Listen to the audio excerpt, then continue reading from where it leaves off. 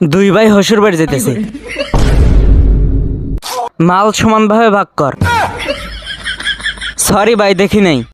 বন্ধু দেখ, তোদের জন্য মধু আনছি, তাইলে দুইটা আনারস কিনলি ভালো হইলেনি।